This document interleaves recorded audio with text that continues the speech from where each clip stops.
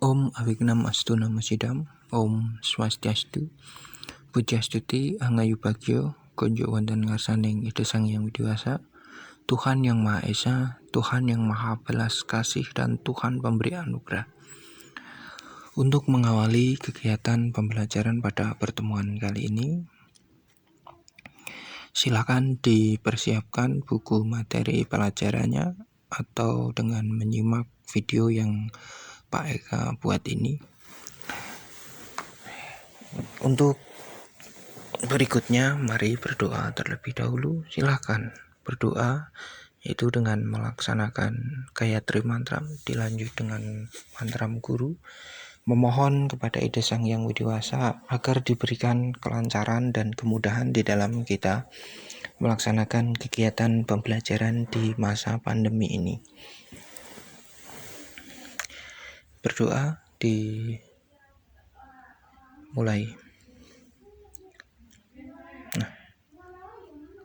Berdoa cukup. Nah, kalau sudah berdoa, nanti lanjut untuk memperhatikan video yang Pak Eka bikin ini. Walaupun apa adanya, seadanya, paling tidak ini menjadi solusi untuk menangani kegiatan pembelajaran kita, karena memang kita belum diperbolehkan untuk melakukan pembelajaran tatap muka. Di pertemuan pertama, Pak Eka sudah menjelaskan, yaitu tentang sejarah hukum Hindu. Kemudian dari situ banyak materi tentang bagaimana lahirnya sejarah hukum Hindu itu dan juga pengertian hukum Hindu. Nah, sekarang masuk di materi berikutnya, yaitu di halaman 8.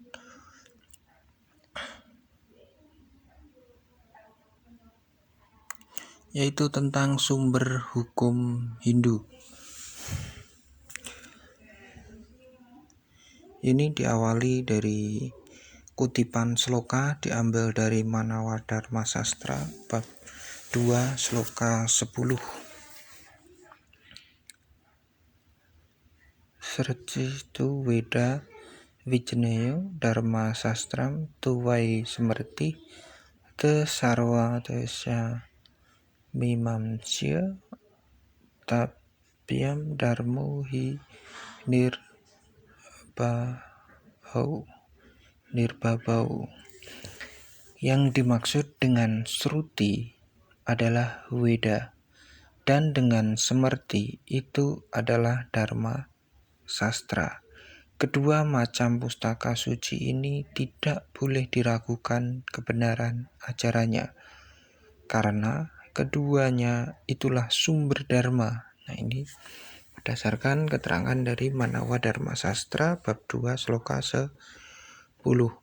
Menurut tradisi yang lazim telah diterima oleh para maharsi tentang penyusunan atau pengelompokan materi yang lebih sistematis sebagai sumber hukum Hindu berasal dari Weda Sruti dan Weda Semerti.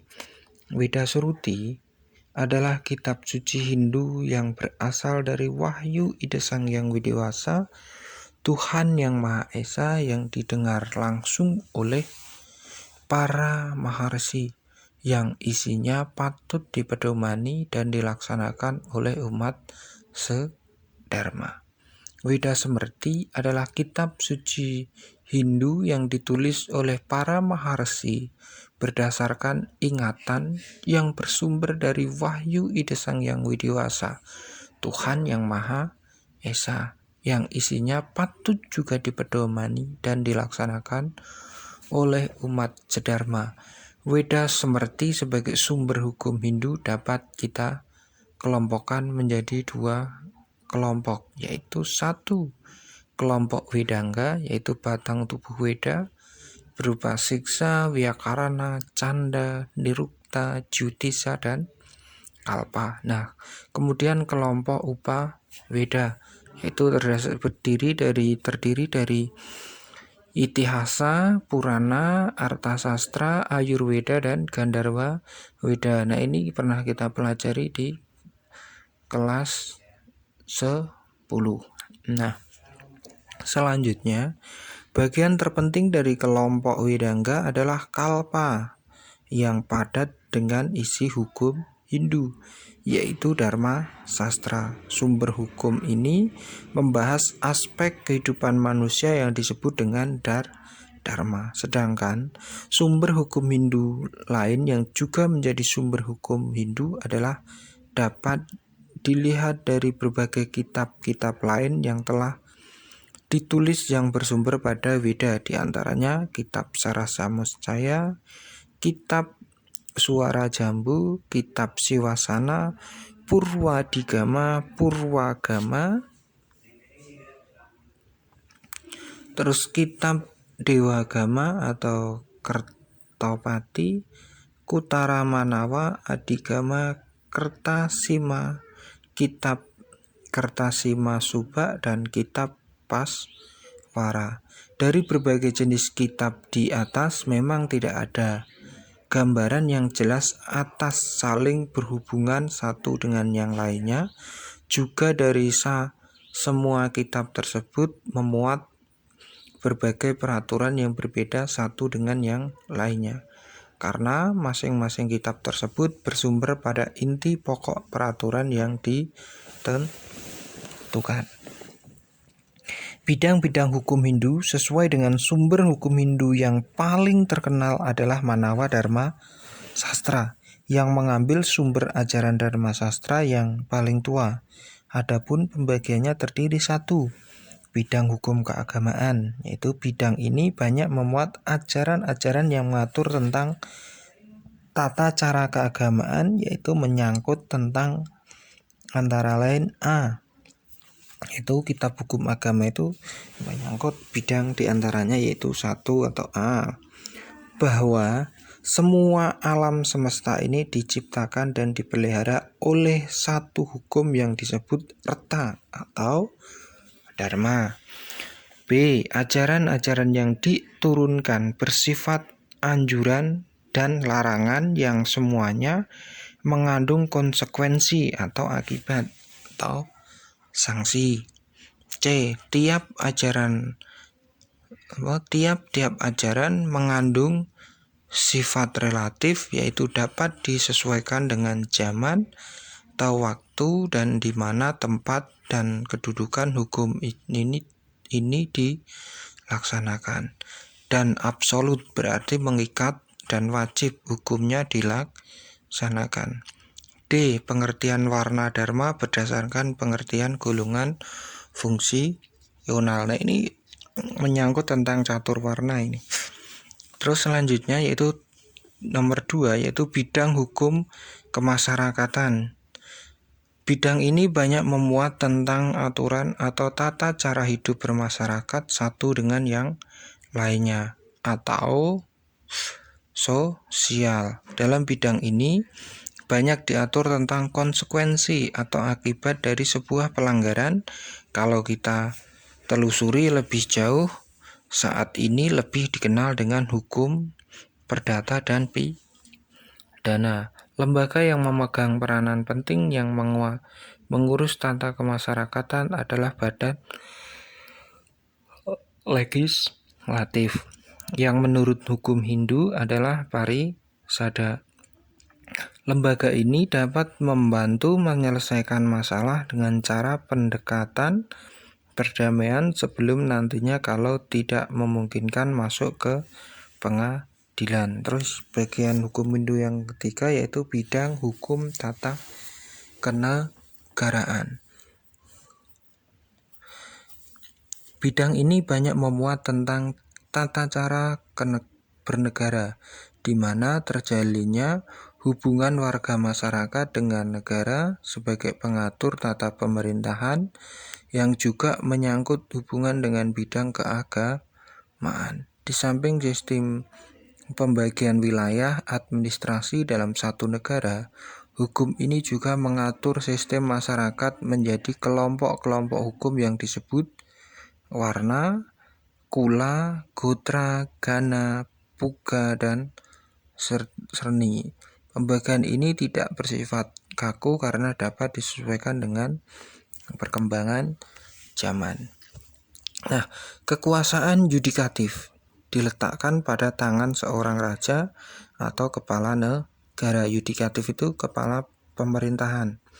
Beliau bertugas sebagai pemutus, memutuskan semua perkara yang timbul pada masyarakat. Raja dibantu oleh Dewan Brahmana yang merupakan majelis hakim ahli, baik sebagai lembaga yang berdiri sendiri maupun sebagai pembantu pemerintah di dalam memutuskan perkara dalam bidang pengadilan atau Dharma Sabha. Pengadilan biasa, Dharma Asta, pengadilan tinggi, Pradiwaka, dan pengadilan istimewa. Nah, bagi umat sedharma atau masyarakat yang beragama Hindu, sumber hukumnya adalah kitab suci Weda.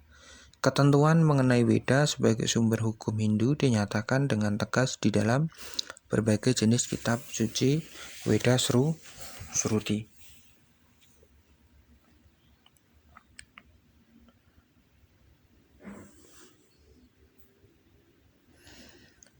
Weda Shruti adalah merupakan sumber dari segala sumber hukum.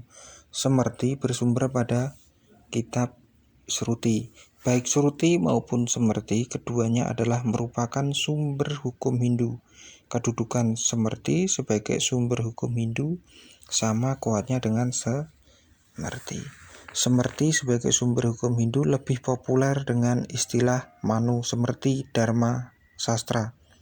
Nah, Dharma Sastra dinyatakan sebagai kitab hukum Hindu karena di dalamnya memuat banyak peraturan-peraturan yang bersifat mendasar yang berfungsi untuk mengatur dan menentukan sanksi bila diperlukan. Di dalam kitab Dharma Sastra termuat serangkaian materi hukum dasar yang dapat dijadikan pedoman oleh umat Hindu dalam rangka mencapai tujuan hidup, yaitu catur purusa arta yang utama. Setiap pelanggaran, baik itu merupakan delik biasa atau delik adat, tindak pidana, dan yang lainnya, semua itu diancam hukuman. Sifat ancamannya mulai dari yang ringan sampai pada hukuman yang berat, hukuman mati. Ancaman hukuman mati sebagai hukuman berat berlaku terhadap siapa saja yang melakukan tindak kejahatan.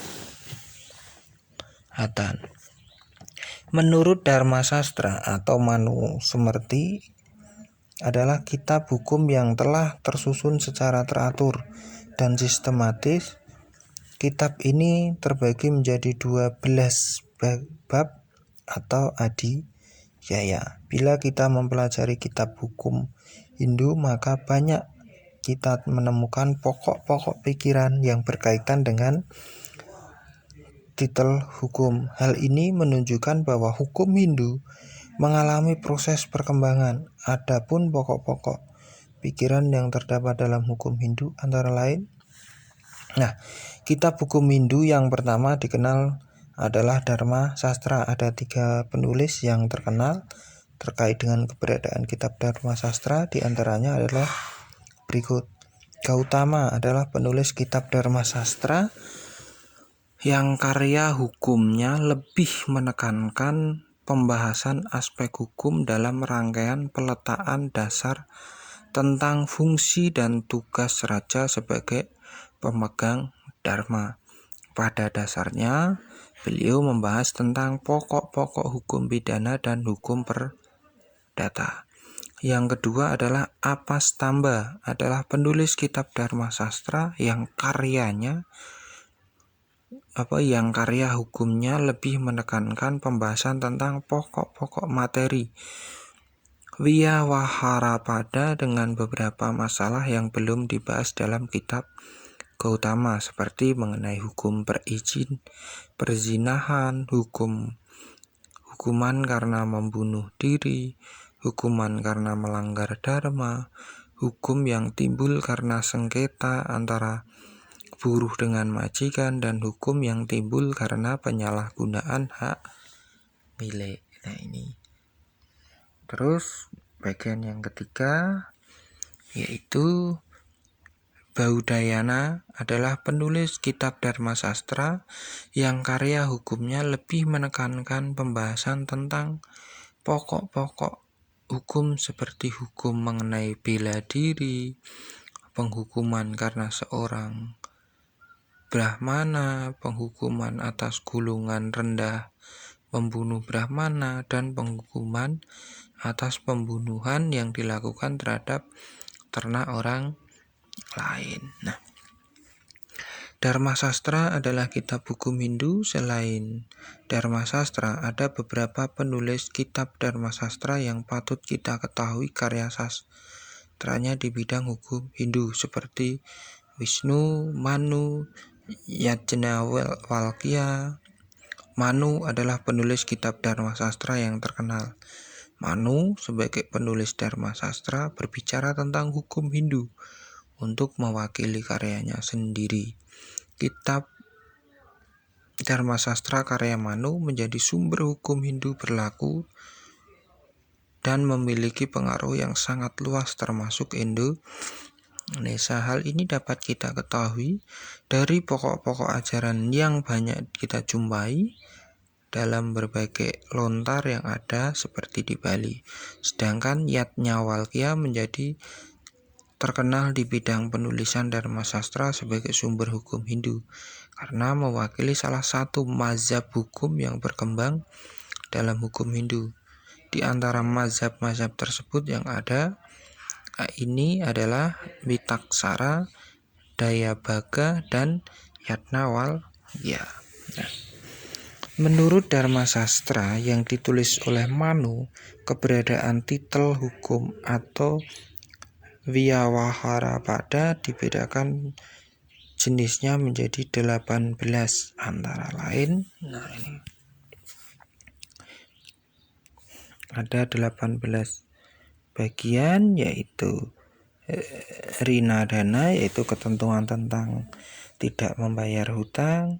Niksepa adalah hukum mengenai deposito dan perjanjian. Aswamiwikarya adalah penjualan barang tidak bertuan. Sambuyu Sumatakana yaitu perikatan antara firman, sampai pada yaitu tentang Duta Samwahyu. Duta Samahvya adalah hukum perjudian dan pertaruhan. Nah, ini sebenarnya sudah di Hindu itu banyak hukumnya, hanya kita belum mampu untuk mengekspos dan mempelajarinya. Dalam pembelajaran hukum Hindu yang bersumber pada kitab-kitab tersebut di atas, maka banyak kita temukan pokok-pokok pikiran yang berkaitan dengan titel hukum Hindu. Hal ini menunjukkan bahwa hukum Hindu mengalami proses perkembangan. Perkembangan yang dimaksud antara lain yaitu hutang piutang. Nah, ini jadi hutang piutang itu bukan hanya saat ini saja, tetapi dari dulu itu sudah ada.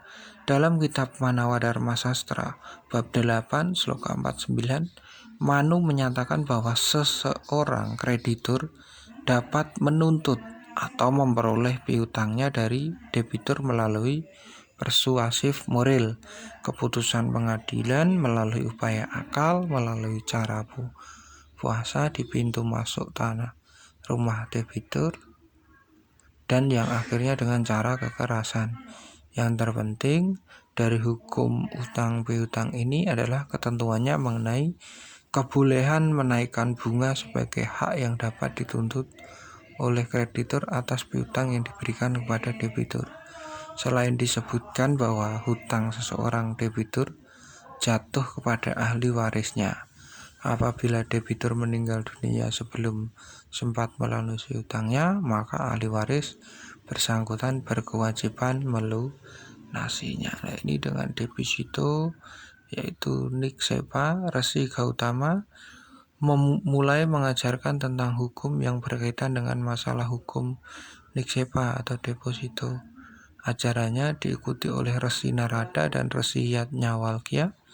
dengan pembahasan yang lebih mendalam dan meluas.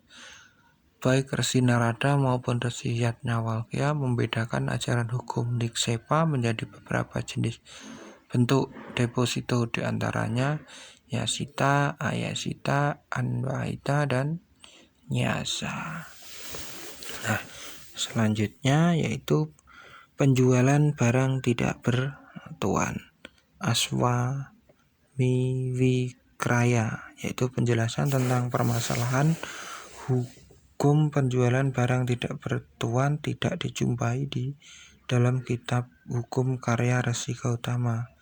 Di dalam kitab beliau hanya terdapat adanya klausul yang mengemukakan dan menegaskan bahwa penadah atau penerima barang curian dapat dihukum.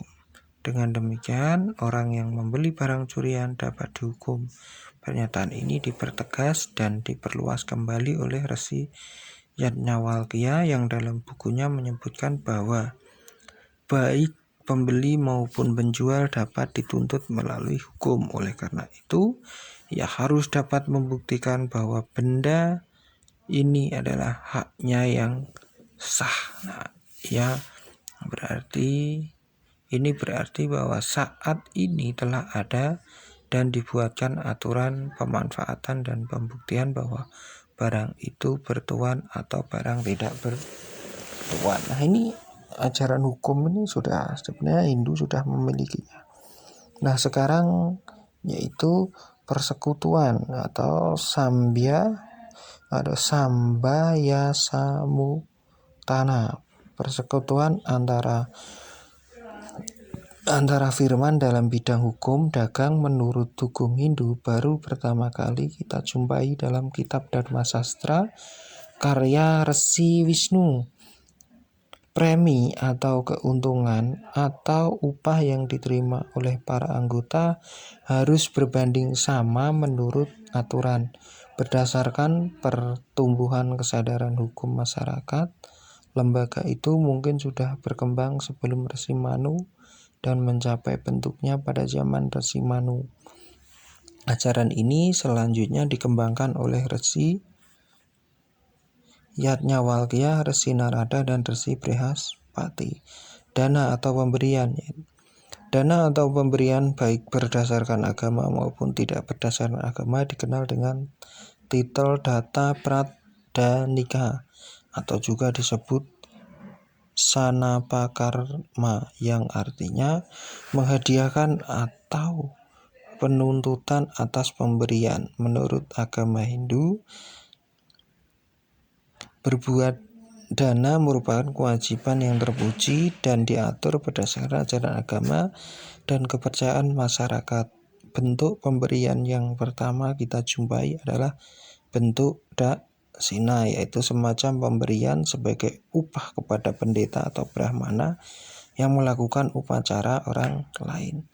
Besarnya pemberian tidak sama, yang terpenting adalah nilai keikhlasan dari pemberian tersebut. Selanjutnya, sloka kitab hukum Manawadharma Sastra bab 2 sloka 6 menjelaskan bahwa seluruh Weda merupakan sumber utama daripada Dharma, agama Hindu. Kemudian barulah Smriti, di samping kebiasaan-kebiasaan yang baik dari orang-orang yang menghayati Weda, serta kemudian acara tradisi dari orang-orang suci, dan akhirnya Atmanas Tuti, yaitu rasa puas diri. Nah, berdasarkan sloka tersebut di atas, kita dapat mengenal sumber-sumber hukum Hindu menurut urutannya adalah sebagai berikut, yaitu Weda Sruti, Weda Smrti, Sila, Acara, dan Atmanas Tuti. Nah, kitab Manawadharma Sastra bab 2 sloka 10 menjelaskan bahwa sesungguhnya Sruti adalah Weda, demikian pula Smrti itu adalah Dharma Sastra. Keduanya tidak boleh diragukan kebenarannya dalam hal apapun, yang karena keduanya adalah kitab suci Hindu yang menjadi sumber dari agama Hindu Dharma. Sruti dan Smrti adalah sumber hukum Hindu dan merupakan dasar utama yang kebenarannya tidak boleh dibantah. Kedudukan Manawadharma Sastra bab 2 sloka 10 dan 6 merupakan dasar yang patut dipegang teguh dalam hal kemungkinan timbulnya perbedaan pengertian mengenai penafsiran hukum yang terdapat di dalam berbagai kitab agama. Maka yang pertama lebih penting dari yang berikutnya. Ketentuan ini ditegaskan lebih lanjut di dalam Manawadharma Sastra bab 2 sloka 14 sebagai berikut. Sruti duaidam tu yastra syat tatra dharma bau semertau ubawapi hitau dharmau samyak uktau mani sibih. Bila dua dari kitab Sruti bertentangan satu dengan yang lain, keduanya diterima sebagai hukum karena keduanya telah diterima oleh orang-orang suci sebagai hukum. Dari ketentuan ini maka tidak ada ketentuan yang membenarkan adanya sloka yang satu harus dihapus oleh sloka yang lain, melainkan keduanya haruslah diterima sebagai hukum. Di samping sloka-sloka itu masih ada sloka-sloka lain yang penting pula artinya di dalam memberi definisi tentang pengertian sumber hukum itu, yaitu Manawadharma Sastra yang lengkapnya berbunyi sebagai berikut. Wedah semerti sudacara swasya ca priyam atmanah etak catur wedam prahu suksat dharmasya laksanam. Pustaka suci Weda, adat istiadat luhur, tata cara kehidupan orang suci serta kepuasan diri sendiri dikatakan sebagai dasar 4 jalan untuk merumuskan kebajikan atau dharma yang positif. Manawadharma Sastra Kitab Manawadharma Sastra bab 2 sloka 12 ini lebih menyederhanakan sloka 6 dengan meniadakan sila, karena sila dan sadacara dipandang memiliki arti yang sama dengan kebiasaan. Sila artinya kebiasaan, sedangkan sadacara artinya tradisi. Tradisi dan kebiasaan adalah kebiasaan pula. Kitab Sarasamuscaya hanya memberikan penjelasan singkat mengenai status Weda, di mana di dalam sloka 37 dan 39 kita jumpai hal berikut. Nah, ini yang ujareka sakareng Sruti ngaranyo Sangyang Catur Weda, Sangyang Dharma Sastra, semerti ngaranio Sangyang Sruti, lawan Sangyang semerti sira juga pramu nikena tutukana warah-warah nira ring asing prayojana yawat mangkono paripurna alip Sangyang Dharma Prawarti. Yang perlu dibicarakan sekarang Sruti, yaitu Catur Weda, dan Semerti Dharma Sastra. Sruti dan Semerti keduanya harus diyakini, dituruti ajaran-ajarannya pada setiap usaha. Jika telah demikian, maka sempurnalah tindakan kebaikan Anda dalam bidang dharma atau ini menurut Sarasamuscaya. Penjelasan dan terjemahan dalam kitab Sarasamuscaya yang diterbitkan oleh Departemen Agama hanya berdasar terjemahan bahasa Jawa kuno. Menurut terjemahan bahasa Jawa kuno itu, pemahaman tentang Weda sebagai sumber hukum telah diperluas, seperti istilah Weda diterjemahkan dengan Catur Weda. Walaupun demikian, pengertian semula tidaklah berubah maknanya. Yang menarik perhatian dan perlu dicamkan ialah bahwa kitab Manawadharma Sastra maupun kitab Sarasamuscaya menganggap bahwa Sruti dan Semerti itu adalah dua sumber pokok daripada dharma. Berikut ini adalah petikan sloka yang dimaksud. Nah, ini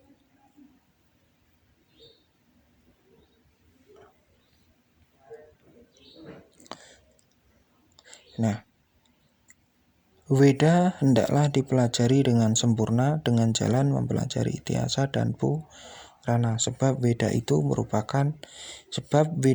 merasa takut akan orang-orang yang sedikit pengetahuan. Sabdanya, wahai tuan-tuan, janganlah tuan-tuan datang kepadaku. Demikian konon sabdanya, karena takut. Nah, ini Sarasa Muscaya Sloka 39. Nah, sampai di sini mudah-mudahan pelajaran ini bermanfaat. Nanti bisa kita lanjutkan untuk di pertemuan berikutnya. Nah, pelajaran ini semoga mampu meningkatkan motivasi kita sebagai umat Hindu untuk mempelajari lebih lanjut tentang hukum Hindu. Semoga materi ini bisa bermanfaat. Silakan bukunya dipelajari, dibaca, sehingga dapat memberikan ilmu pengetahuan yang suci dan bermanfaat untuk kehidupan kita. Demikian yang dapat saya sampaikan, kurang lebihnya mohon maaf.